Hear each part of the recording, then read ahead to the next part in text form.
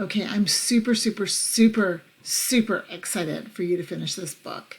But before you do that, Steinbeck talks a lot about the mountains and the region, and they are nothing at all like our mountains.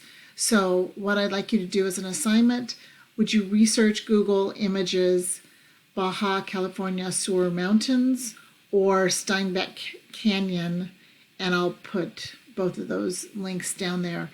And I want you to send me an image that you found from your search.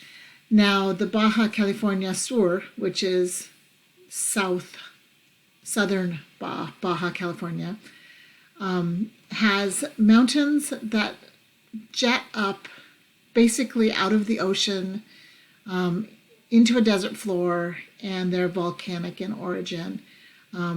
And they do have a lot of caves, rocky, but it's dry, so there's not that much water. So I want you to look this up, and then you have a better understanding of what Coyotito and Juana and Kino are dealing with when they are in this chapter.